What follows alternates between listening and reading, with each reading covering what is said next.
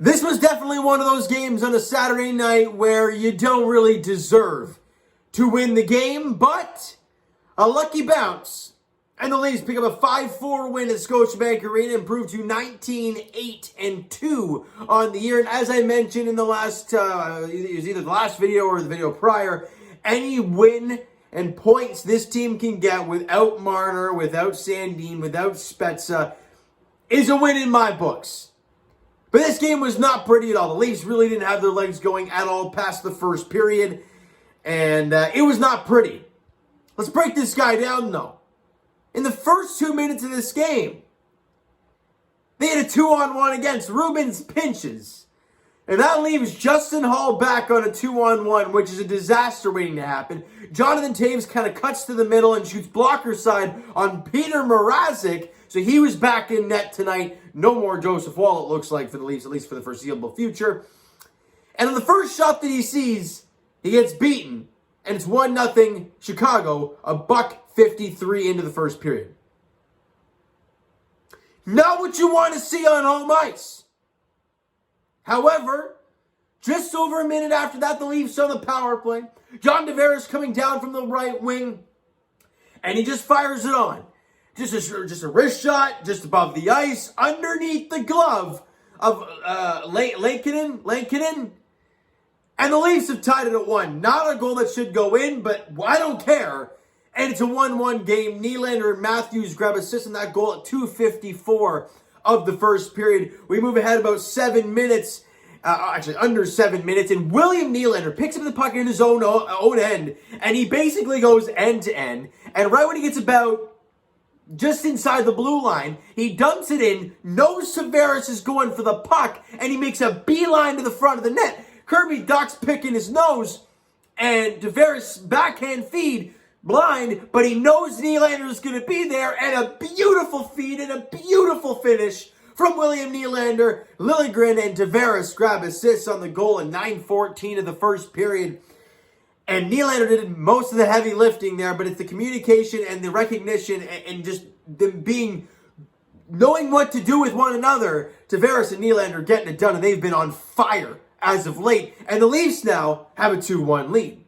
We go about 5 minutes after that on the power play. Nylander passes it down low to Ondrej Kase, who looks like he's going to go cross seam to Tavares, but instead it goes on the net and it gets kicked out by Lankinen, but it's kicked out right to Austin Matthews as he buries it into the empty net, and the Leafs got a 3-1 lead. The second power play goal of the game, Nylander and Kase grab assists at 14:32 of the first period, and that's it after 1 period of play. You have 3-1 shots on goal, or 12-11 in favor of Chicago. Mrazek, after the first 1 shot, 1 goal, made 11 straight saves. You're doing great. You're feeling good.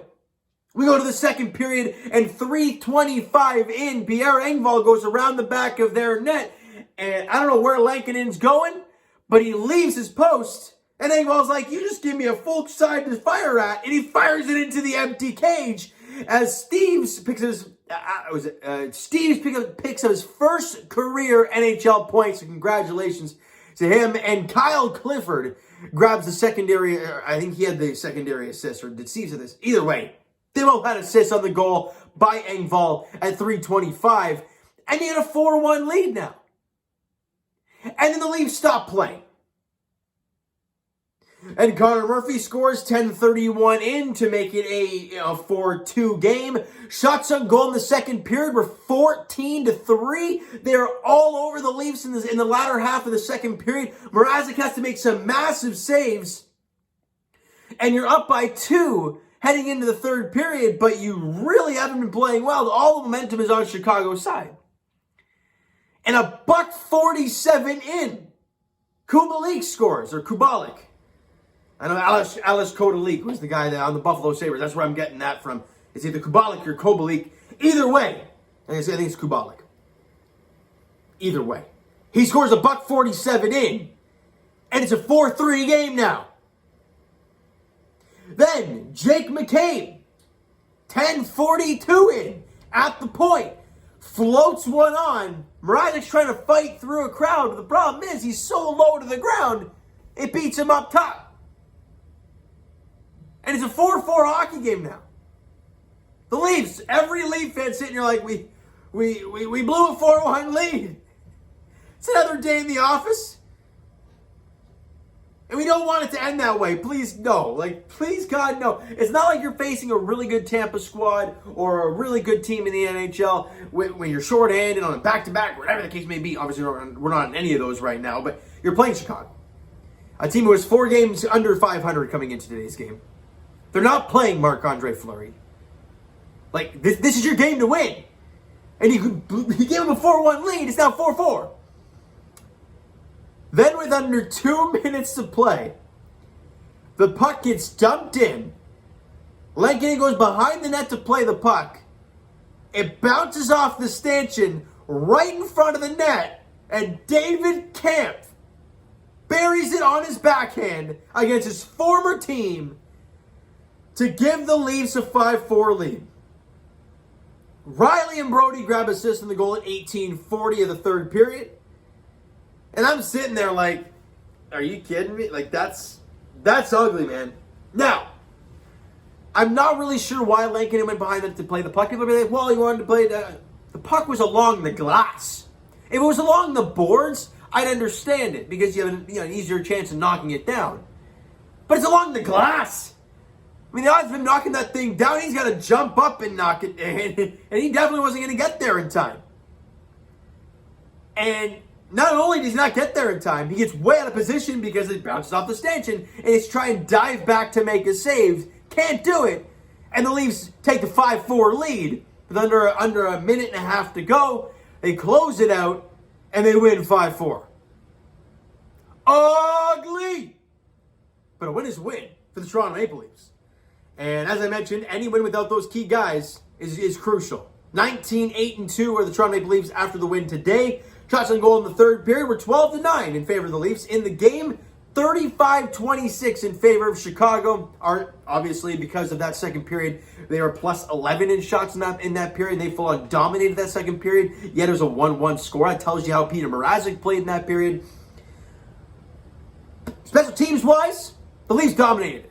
They were 0 for 3 on their power plays. They really had nothing going. They had a couple of decent opportunities on all 3 power plays, really, but nothing really doing. Mrazek did a great job. And the power play, 2 for 3. The Buds, I think it's 4 consecutive games, something like that, with multi-power play goals or some stuff like that. It's wild. Power plays firing on all cylinders, even without Mitch Marner. Kind of crazy stuff. Now, Peter Mrazek got his first start back and allowed 4 goals on 35 shots. People are going to be like, well, it's terrible. Save percentage, terrible. If you watch the game, they could have lost it easily, like 8-5, 9-5. But Mrazek made some big-time saves, especially in that second period where the wheels fell off. And yeah, he allowed that goal to McCabe, the floater, and then Kulich scored, and Kubalik. And it's wasn't great. You want those big saves late, but he allowed you to get those 2 points. And you see them, and you got to realize this guy's played, 3 or 4 games all year long?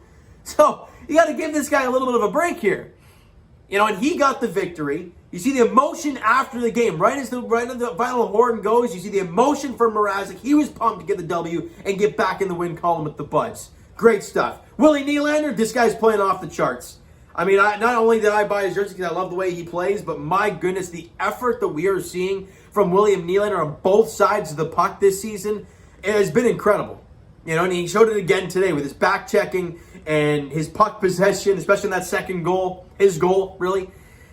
It was remarkable. A goal and 2 assists for William Nylander. Austin Matthews now with 18 goals on the year. He's got a goal and an assist in this one. And Captain Johnny Toronto.